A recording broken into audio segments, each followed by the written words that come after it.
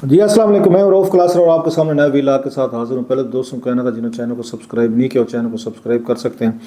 आज तीन चार बड़ी खबरें हैं। एक तो बहुत बड़ी अफसोसनाक खबर है जो डेरा इसमाइल खां के इलाके से आई है कि वहाँ पे कोई 25 के करीब हमारे जवान जो हैं, पुलिस वाले जो हैं और दीगर जो उनकी शहादतों की खबरें आई हैं। इसी टेररिस्ट जो हैं जिन्होंने हमला किया है उनकी भी कैजुअल्टीज़ की तादाद जो है ना वो ज़्यादा बताई जा रही है। So that's very unfortunate. आज इतनी सारी फैमिलीज़ जो हैं वो अफेक्ट हुई, उनके घरों में वो जो जनाजे गए हैं। सो 23 फैमिलीज़ हैं जो उससे अफेक्ट हुई, या प्लस वो फैमिलीज़ हैं। इससे ज़्यादा ये है फिर वो सीरियस क्वेश्चन हमारी सिक्योरिटी पे, हमारे हमारे इंतज़ामात पे कि बरसों से वो जब उनका जी चाहता है वो आते हैं, अपनी मर्ज़ी से सीज़ फायर कर लेते हैं, मर्ज़ी से रीग्रुप होते हैं, मर्ज़ी से टारगेट चुनते हैं, फिर आते हैं मार धाड़ करके चले जाते हैं। हम उनके साथ सुलह सफाई कर रहे हैं, डला कर रहे होते हैं। मतलब हमारा जहन में था कि तालिबान अफ़गानिस्तान आ जाएंगे तो सब कुछ ठीक हो जाएगा। कर लें जी, ठीक हो गया सारा। बड़ी हमने 40 साल मेहनत की थी कि हमारे अपने लोग आने दें जी वहाँ पे अफ़गानिस्तान में, फिर देखेगा पाकिस्तान में कैसे अमन हो गया। अब हमारे खुद इस्टेब्लिशमेंट कह रही है जी कि उनके आने के बाद हमले जो है ना वो बढ़ गए हैं। ये हमने कैसे सोच लिया था कि तालिबान जो काम कर रहे थे वहाँ पे नेटो फोर्सेस के ख़िलाफ़, तो TTP भी तो कहे कि अगर वो तालिबान ले सकते हैं अमेरिकन से, वो काबुल का कब्ज़ा ले सकते तो हम क्यों नहीं ले सकते। It was understood. और मुझे हैरानी होती है उन लोगों पे जो उस वक्त इसको इन पे वो सेलिब्रेट कर रहे थे। और बाकायदा जनरल फैज़ हमीद साहब तो वहाँ पहुँचे हुए थे, उसमें काबुल पहुँचे हुए थे जनाब। उन्होंने कहा कि अगर दुनिया को नहीं पता तो हम बताएं ये हमने काम कराया है। उस वक्त पूरी की पूरी हमारी कौम बड़ी खुश थी। इमरान खान साहब ने बहुत बड़ी खुशियाँ मनाई थी जनाब। पूरी कौम बड़ी उस पर हैप्पी थी कि वाह जी बड़ा काम होगा। वही काम आपके गले पड़ गया, वो एक अलहदा चीज़ है। साथ में इसके साथ हम देख रहे हैं कि एक तरफ वो चल रहा है कि जवान शहादतें दे रहे हैं मुल्क की सिक्योरिटी को। मतलब सुप्रीम कोर्ट ऑफ पाकिस्तान में देखें तो वहाँ पर चीफ जस्टिस और वो जस्टिस वो एजाजुल एहसन साहब जो हैं उनकी जो लेटरबाजी चल रही है वो तो मैं पढ़ के बड़ा मैं हैरान हुआ हूँ। मैं एक ही बिल्डिंग में बैठते हैं, एक ही जगह पे दोनों जज साहबान हैं, 7-7 कमरे हैं, चैम्बर्स हैं, एक दूसरे से रब्ता नहीं हो सकता। और सारी कम्युनिकेशन जो हो रही है ना वो बाई लेटर हो रही है। और वो लेटर लिख रहे हैं, वो एतराज़ात कर रहे हैं, उसका जवाब जो है वो फिर उस पर लगाया जा रहा है। सुप्रीम कोर्ट की वेबसाइट है उस पर लगाया जा रहा है। पूरे हम मीडिया के लोग बैठ के पढ़ रहे हैं, अंडरलाइन कर रहे हैं, नुक्ते निकाल रहे हैं। और वही जो मतलब 2012 के बाद ये 12-13 तक जब तक वो रहे चीफ जस्टिस इफ्तिखार चौधरी साहब रहे हैं, उन्होंने बड़ी हद तक अदालत और जजेस को ना मुत्तहिद करके चलाया। उसके बाद हमने देखा क्रैक्स आना शुरू हुए, स्पेशल साकिब निसार साहब के जब दौर है तो उसके बाद फेवरेटिज्म जो था वो ज़्यादा बढ़ गया कि अपने 2-3 जजेस को बिठा के मर्ज़ी के बेंचेस बना के उनके मुताबिक आप फैसले करें और किसी को जरूरत ही ना दें कि बाकी जजेस को आप उसमें से बहर रखें। और जब जस्टिस बंदियाल साहब के दौर में ये पीक पे पहुंचा कि उनसे मर के सारे ये कहते कहते बड़े अहम इश्यूज थे कि इन पे आप फुल कोर्ट बना दें। उन्होंने कि जी ओवर में डेड बॉडी मैं तो नहीं बनाऊंगा, और नहीं बनाया।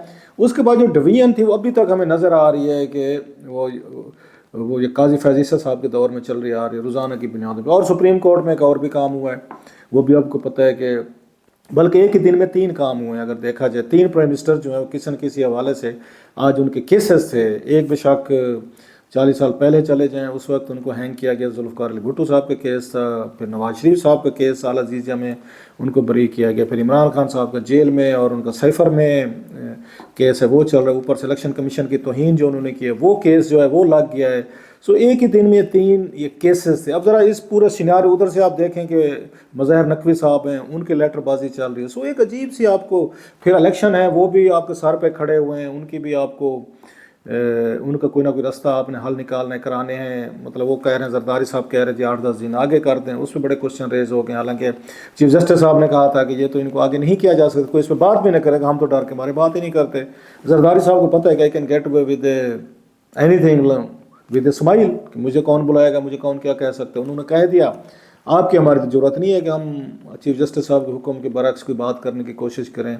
कोई जरदारी साहब को किसी ने कोई नोटिस भी जारी नहीं किया, किसी ने बुलाया भी नहीं है कि एक्सीलेंसी जब अदालत का हुक्म था आपने कैसे कह दिया टीवी पे बैठ के जनाब कि कोई बात नहीं, इलेक्शन आगे पीछे 8-10-20 दिन हो सकते हैं, या जो भी वट एवर टाइम जो है ये उनकी खैर। अब आप कहेंगे राय थी, मैं तो अदालत के हुक्म की बात कर रहा हूँ।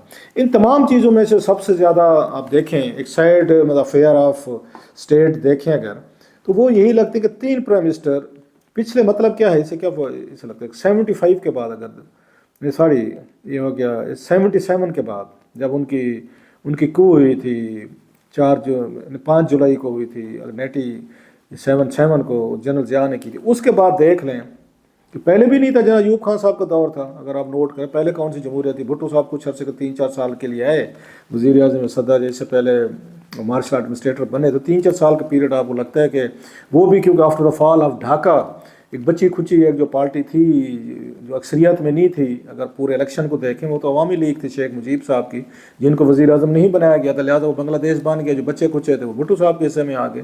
سو وہ بھی اگر آپ کو 3-4 سال ملے ہیں وہ بھی ٹرمیل کے ایئرز سے، کوئی آسانی کے سال نہیں تھے. سو اس کے بعد فوراً بعد مارشل اللہ کے جنرل ضیاء الحق صاحب آ گئے. اس کے بعد آپ یہ دیکھیں کہ آج 3 پولیٹیکل پرائم منسٹر جو ہیں، ایک ہی پھانسی کا کیس ہے کہ اس کو غلط دی گئی تھی، جوڈیشل مرڈر تھا جس پہ ریفرنس تھا، جس پہ آصف زرداری اور بلاول بیاج جو اس میں سپریم کورٹ میں گئے تھے. دوسرے پرائم منسٹر جو ہیں یہ نواز شریف صاحب جو ہیں، جو 3 دفعہ وزیر اعظم رہ چکے ہیں، میرا خیال سب سے بڑا ریکارڈ انہی کا ہے وزیر اعظم رہنے کا. 4تھی دفعہ کے لیے آج راستہ ان کا ہموار ہو گیا کہ سزا جو تھی العزیزہ میں وہ بھی ختم کر دی گئی، جس پہ ایک اس کے مطابق اسٹیمیٹ کے مطابق صرف پاناما کیس جس میں ان کو سزا کی تھی 1 بلین روپیز جو ہے وہ ٹیکس پیئر کا خرچ ہوا. اوور آل اگر آپ دیکھا جائے نیب کے ان تمام کیسز پہ ریلیٹڈ جو تھے 8 ارب روپے خرچ ہوئے. یہ انویسٹیگیشن پہ خرچ ہو رہے جو یہ بری ہو رہے ہیں سارے کے سارے. اور پلس اوور آل اگر اخراجات دیکھے جائیں اب تک نیب کے ان پہ انویسٹیگیشن پہ بتایا جا رہا ہے 27-28 ارب روپیہ اس پہ خرچ ہو چکا ہے.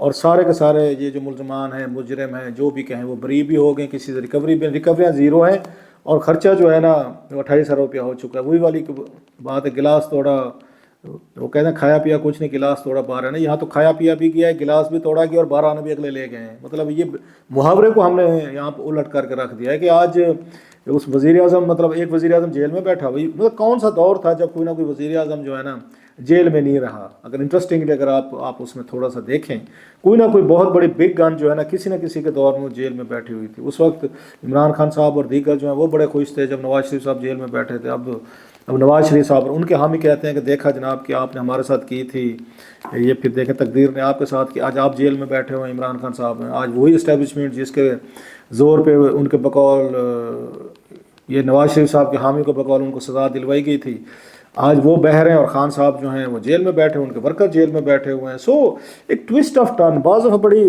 حیرانی بھی ہوتی ہے، بندے کو عبرت کا مقام بھی ہے کہ کل کے بادشاہ جو تھے آج وہ جیلوں میں بیٹھے ہوئے ہیں، اور ایسے نواز شریف صاحب تھے وہ 2-3 دفعہ جیلیں وہ بھگتا چکے ہیں، 4تھی دفعہ وہ پھر وزیر اعظم بننے جا رہے ہیں.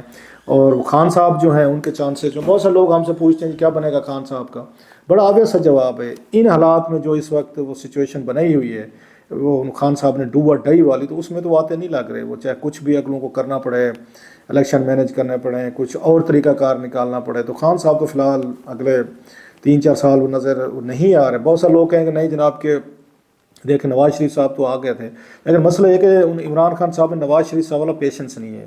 نواز شریف صاحب نے 10 سال ویٹ کر لیا تھا. جناب مشرف نے جب 2000 میں ان کو 14 سال سزا دے کے ڈسکوالیفائی کر کے سعودی عرب بھجوا دیا تھا، تو وہ تو پھر آئے تھے 2008-9 میں آئے تھے، اور 2013 میں وزیر اعظم بنے تھے. عمران خان صاحب تو وہ بالکل وہ تو سال انتظار کرنے کو تیار نہیں تھے جب ان کے خلاف اس تحریک عدم اعتماد آئی تھی. میں اس وقت بھی کہتا تھا کہ good things happen to those who wait. Khan صاحب کا مسئلہ ہے وہ ویٹ نہیں کر سکتے، نہ ان کا ہم ہی ویٹ کرنے کو تیار ہے، کیونکہ پروسیس یہ جمہوریت اچھی ہے بری ہے بیڈ ہے گڈ ہے، یہ پروسیس ہے. آپ کو ویدر کوئی لائک اٹ اور ناٹ، اس سسٹم میں خرابیاں سب کچھ ہیں، لیکن اسی ہی طریقے سے آپ وزیر اعظم بنے تو اسی طریقے سے دوسرے بنے، اسی طریقے سے آپ نے پھر بننا ہے. ویٹ کرنا، ویٹ والی چیز کہیں پہ نظر نہیں آ رہی تھی، اور ویٹ نہ کرنے کا نتیجہ وہ 9 مئی کی شکل میں نکلا جو اب ان کے گلے میں پڑ گیا ہے. یہ تو اپنی طرف پہ. دوسری طرف دیکھیں کہ میاں صاحب جو ہیں ان کے لیے چیزیں ساری میں کھلتی جا رہا ہوں. میں حیران ہوتا ہوں جو اب ایویڈنسز کے طور پر سپوز کوشچن کر رہی ہے عدالت نے کیے ہیں، جو مطلب میرے لیے حیران کن بات ہے. عدالت اب جو سوالات کرے بقول ان کے نیب کے پاس جوابات نہیں، جی بتائیں جی نا بھی کیسے، اور نیب آگے سے دے آر ایکٹنگ ایز وہ مطلب ڈمب گوف کہ اچھا ہمیں تو نہیں پتہ کب کیسے. مطلب مجھے حیرانی ہوئی، سارے وہی ٹیمیں ہیں، وہی لوگ ہیں، وہی بیٹھے ہوئے افیسران ہیں، وہی فیلیں ہیں جنہوں نے 2017-18 میں انہی کیسز کی بنیاد پہ انہوں نے ایون فیلڈز اور اس پہ العزیزہ پہ سزائیں دلوائی ہوئی ہیں. اس وقت یہ رپورٹنگ ہو رہی تھی، خبریں آ رہی تھیں کہ جناب کہ جو کچھ بھی کاغذ پیش کیا جا رہا ہے اوریجنل ہے، اوریجنل ڈاکومنٹ ہے، ہر چیز کا جواب موجود ہے، ہر سوال کا جواب موجود ہے، اور میاں صاحبان کے پاس جو ہے نا ان کے پاس کوئی جواب موجود نہیں. اس لیے وہ آپ کو یاد ہوگا جو قطری لیٹر کی کہانی لائی گئی تھی سامنے کہ انہوں نے دیا تھا کہ جناب 70s میں مل لگی تھی، یہاں سے پاکستان سے پیسہ کیا، پھر انہوں نے کہ ہمارے ساتھ شراکت کی، ملیں بیچی گئیں، وہاں سے لندن گئے، بلا بلا چیزیں وہ ساری آپ نے سنی. اس وقت لگتا تھا اس سے بڑا سچ ہی کوئی نہیں ہے جو میاں صاحب کے خلاف پیش کیا جا رہا ہے. آج کہتے ہیں اس سے بڑا جھوٹ ہی کوئی نہیں تھا جو میاں صاحب کے خلاف پیش کیا گیا. آج کے پروسیڈنگ دیکھیں ایک ہی دن میں ساری کی ساری چیزیں انہیں کلیئر کر کے رکھ دی. میاں صاحب باعزت بری ہو گئے. سو مجھے مطلب ہے آپ جیسے لوگ کسی کے لیے مان لیا میاں صاحب بالکل بے قصور ہوں گے آپ کے بقول, آپ کہہ رہے ہیں عدالتیں کہہ رہے ہیں, تو آپ کی میری کیا جرات ہے جناب ہم پہ سوالات اٹھائیں. لیکن کچھ تھوڑا سا کوئی ویٹ اینڈ سی تو الیکشن, اب یہ دیکھیں کہ الیکشن شیڈول سے پہلے طے ہوا تھا کہ میاں صاحب کو کلیئرنس کر دینی ہے. جی ہو گئی کلیئرنس, اب وہ الیکشن لڑ سکتے ہیں. اب نیب سے جو میں بار بار پوچھتا ہوں کیا نیب جائے گا سپریم کورٹ میں چیلنج کرے گا ان کیٹول کو جو کی گئے ان کو ایکویٹ کیا گیا ہے, کہ سپریم کورٹ نے کہا تھا نا جائیں, کہ اس میاں صاحب کو نااہل بھی کیا گیا تھا اور کیسز بنانے کا حکم بھی دیا گیا تھا, ان کا ٹرائل بھی کریں, سپریم کورٹ نے کہا تھا. اب نیب جائے گا سپریم کورٹ کے پاس یہ دونوں کیس العزیزیہ اور ایون فیلڈ کا لے کے جناب, وہ تو وہاں سے انہوں نے ان کو بری کر دیا. اب بتائیں ان کا کیا کرنا ہے, آپ نے روکنا ہے ان کو. So these are very interesting questions, interesting times. اور مطلب سمجھ نہیں آتی کہ بس ٹھیک ہے ہم بن گئے ایک اپنے آپ کو لا قانون کا ملک کہتے ہیں, کہہ لیں, یا آپ کو کوئی فرق لگتا ہے کہ اس ملک میں کوئی لا اور قانون. دوسرا میں دیکھ رہا تھا ان کا مسرور علی شاہ صاحب کا تھا کہ انہوں نے سوالات اٹھائے. انہوں نے کہا یہ جو آپ لے ہیں ریفرنس لے ہیں بھٹو صاحب والا اتنے 40 سال بعد, فیصلہ تھا اچھا تھا برا تھا ہو گیا, you may call it a bad decision, اس کو کیسے ریورس کریں, کن لوگوں کو سزائیں دیں. تو انہوں نے کہا جناب کہ یہ عوامی انہوں نے یہ فروغ نیک صاحب نے سوال اٹھایا کہ یہ عوامی مفاد کا کیس ہے لہٰذا یہ اوپن کریں. تو انہوں نے کہا یہ تو صدر کو سوچنا چاہیے تھا, ہم تو قانون و لا کے تحت دیکھیں, قانون و لا کے تحت کیا 40-50 سال بعد کوئی یہ کیس جو ہے بھٹو صاحب کا عدالتی سزا دی گئی جس کے ساتھ پھانسی دی گئی تھی جس کو جوڈیشل مرڈر کہا جاتا ہے, کیا ہم اس کو ری اوپن کر کے ری ٹرائل کر سکتے ہیں اکارڈنگ ٹو ہز انڈرسٹینڈنگ؟ نہیں ہو سکتا. وہ ایک علیحدہ ان کے لیے میرے کو زرداری صاحب اور بلاول اینڈ کمپنی سارے اس پہ ڈس اپوائنٹڈ ہو گئے. تو یہ سمجھے بیٹھے تھے کہ ہم بہت بڑا کوئی تاریخی کام کرنے والے ہیں. دوسری طرف ایک اور وزیر اعظم, جیسے میں نے کہا وہ ایک وزیر اعظم کی سزا کے خلاف گئے ہوئے ہیں. انٹرسٹنگ آپ ذرا تھوڑی چیزیں دیکھیں کہ بھٹو صاحب وزیر اعظم تھے جو ان کو پھانسی غلط لگی تھی, اس پہ وہ سپریم کورٹ میں, نواز شریف صاحب عدالت میں ہائی کورٹ میں جناب مجھے العزیز میں سزائیں غلط دی گئی تھی. انہوں نے کہا جی بالکل آپ کی سزائیں غلط تھیں. 3-4 سال پہلے کی بات ہے, کوئی لمبی کہانی تو نہیں ہے بھئی. اگر یہ ساری چیزیں غلط تھی تو میاں صاحب 4 سال کے لیے باہر کیوں چلے گئے تھے؟ پھر مطلب 4 سال تھے نا, تو میاں صاحب اسی وقت چیلنج کرا کے اپنے کو بری کرا لیتے. پھر لندن کیا کرتے رہے, بیٹھے رہے اتنا دیر انتظار کا. بھائی کے دور میں بھی نہیں ہے, وہ نگرانوں کے دور میں ہے.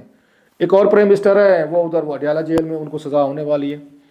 کوئی کہتا ہے 14 سال سزا ہوگی, اس میں سیفر میں ہوگی, پھر القادل ٹرسٹ ہے, پھر توشہ خانہ میں تو ہو چکی ہے ساری چیزیں.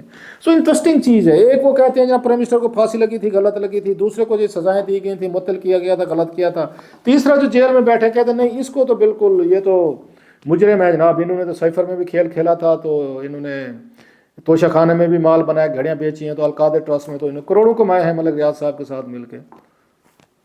کیسا ہے سر جی, کیسا لگ رہا ہے آپ کو سارے انتظامات جو ہیں, کہ آپ کو کیسے فیل ہو رہے ہیں؟ کیسا ایک ڈرامہ ایکشن فلم ہے نا یہ. 3 پرائم منسٹر کی کہانیاں میں نے آپ کو بتا دی ہیں کہ 2 کی, ایک کا کہتے ہیں کہ جناب کہ اس کی مرڈر ان کو کیا گیا تھا غلط تھا, عدالت کہتی ہے جناب ہم کس قانون پہ کریں.